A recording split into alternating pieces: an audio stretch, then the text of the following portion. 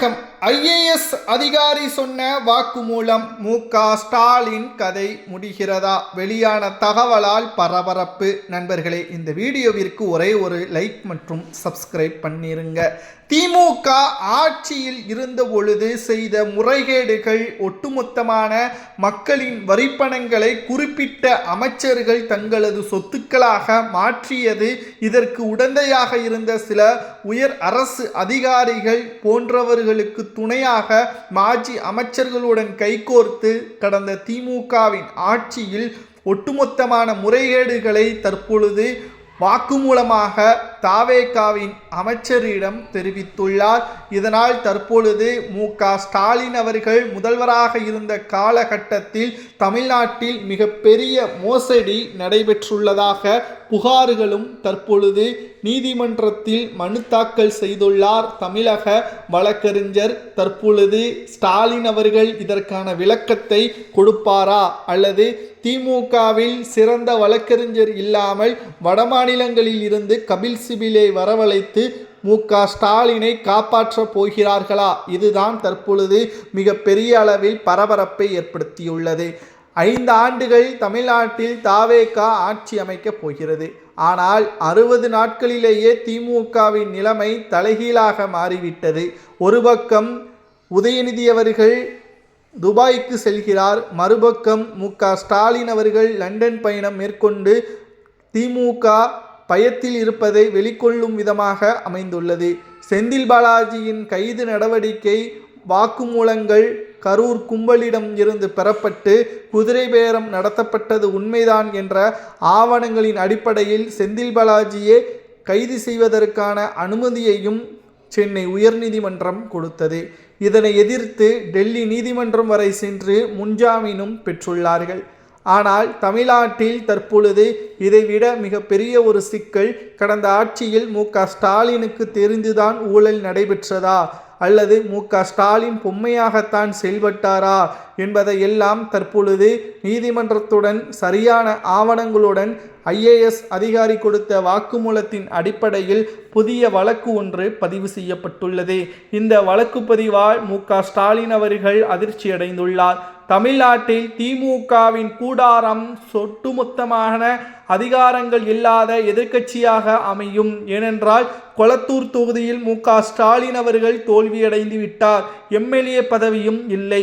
சபாநாயகரிடம் தற்பொழுது உதயநிதி அவர்கள் எதிர்க்கட்சி தலைவராக சிறப்பாக பேச முடியாமல் வெளியேறக்கூடிய நிகழ்வுகளையும் நாம் பார்க்கிறோம். தமிழ்நாட்டில் உதயநிதி அவர்கள் எதிர்க்கட்சி பதவிற்கே தகுதியில்லை என்று சமூக வலைதளங்களில் பதிவுகளையும் நம்மால் பார்க்க முடிகிறது. இப்பேற்பட்ட ஒரு அரசியல் களத்தில் திமுகவின் ஆட்சியில் என்ன ஊழல்கள் எல்லாம் நடைபெற்றது தெரியுமா? அரசு ஊழியர்கள் வேறு இடத்திற்கு மாற்றப்பட வேண்டும் என்றால் அவர்களிடம் இருந்து பணங்களை பெற்றுள்ளார்கள். அதுவே ப்ரொமோஷனுக்கு ஒரு பதவியிலிருந்து மற்றொரு பதவிக்கு ப்ரொமோஷன், அதாவது வயதின் அடிப்படையிலும் அவர்களது அனுபவத்தின் அடிப்படையிலும் அரசு வழங்கக்கூடிய ப்ரொமோஷனுக்கு இவர்கள் பணங்களை பெற்றுள்ளனர். அதிலும் 15 லட்சம் 30 லட்சம் அந்தந்த ப்ரொமோஷனுக்கு ஏற்ப, உயர் பதவிற்கு ஏற்ப இவர்கள் பணங்களை பெற்றுள்ளனர். மின்சாரத்துறையில் டிரான்ஸ்ஃபார்முகளை சைனாவிடம் இருந்து கொள்முதல் செய்வதற்கு சுமார் 400 கோடிகளை இவர்கள் முறைகேடு செய்துள்ளனர். டாஸ்மாகில் என்ன ஊழல் செய்திருக்கிறார்கள் தெரியுமா? 1000 கோடி முறைகேடு. வெறும் அட்டைப்பட்டி பாட்டில்களை கொண்டு வரக்கூடிய அட்டைப்பட்டிகளில் இருந்து அந்த வெறும் காலி பாட்டில்களை நிறுவனங்களிடம் இருந்து கொடுப்பதற்கு, இவர்கள் அதை எடைக்கு போடுவதற்கு பணங்களை இவர்கள் கமிஷனாக, லஞ்சமாக பெற்றுள்ளார்கள். இவைகள் எல்லாம் கடந்த 5 ஆண்டுகளில் நடைபெற்றது. செந்தில் பாலாஜி அவர்கள் கரூரில் பிரம்மாண்டமான ஒரு பங்களா ஒன்றை கட்டி வந்தார். பலருக்கும் அது தெரியும். ஆனால் அந்த பங்களா தற்பொழுது முழுமையடையாமல் அமலாக்கத்துறையின் கைவசத்தில் இருக்கிறது. சுமார் 300 கோடி வரைக்கும் அந்த பங்களாவை கட்டுவதற்கு செலவு செய்திருக்கிறார் செந்தில் பாலாஜியும் அவரது தம்பி அசோக் குமாரும். ஆனால் அந்த பணம் எங்கிருந்து வந்தது, யார் கொடுத்தார் என்ற கேள்விகள் கேட்ட பொழுது செந்தில் பாலாஜியை கேட்டால் அவரது தம்பியிடம் கேளுங்கள் கேளுங்கள் என்று கூறுவதும், அவரது தம்பியிடம் கேட்டால் அண்ணன் செந்தில் பாலாஜியிடம் கேளுங்கள் என்று வழக்கறிஞர்கள் கூறுவதும் தற்பொழுது அமலாக்கத்துறை அதிகாரிகளால் அந்த பங்களா தற்பொழுது முடக்கப்பட்டுள்ளது.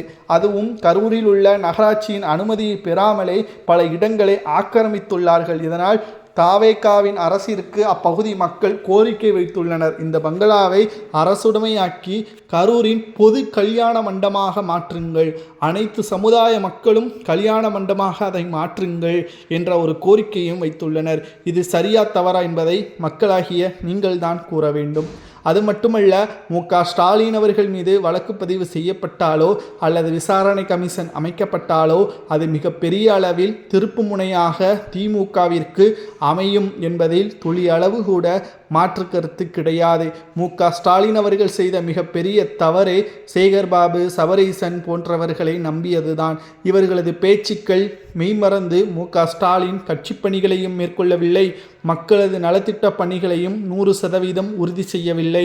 இதனால் மு.க.ஸ்டாலின் அவர்கள் எதிர்பாராத பல தோல்விகளையும் அடைந்ததோடு மக்கள் திமுகவை வேண்டாம் என்று கூறும் அளவிற்கு தற்பொழுது வாக்குகளை செலுத்தி திமுகவை புறக்கணித்து மிகப்பெரிய அளவில் அவமானப்படுத்தி மக்கள் அனைவரும் திமுக வேண்டாம் என்று ஒதுக்கப்படக்கூடிய சூழலும் உருவாகிவிட்டது. கூட்டணி கட்சிகளும் தாவேகாவின் பக்கம் அந்தர்பல்ட்டி அடித்துவிட்டது. தமிழ்நாட்டில் திமுகவின் நிலைமை இப்படி மிக மோசமாக இருக்கக்கூடிய காரணத்தினால் தமிழ்நாட்டிற்கு எதிராக செந்தில் பாலாஜி அவர்களை வைத்து மு.க.ஸ்டாலின் அவர்களும் உதயநிதியும் போட்ட திட்டம்தான் குதிரை பேரம். ஆனால் அதிலும் மு.க.ஸ்டாலின் அவர்கள் தோல்வியடைந்து விட்டார். தற்பொழுது எதிர்பாராத பல திருப்பங்களுக்கு மத்தியில் IAS அதிகாரி கொடுத்த வாக்குமூலம்தான் தற்பொழுது மிகப்பெரிய அளவில் சிக்கலை ஏற்படுத்தியுள்ளது.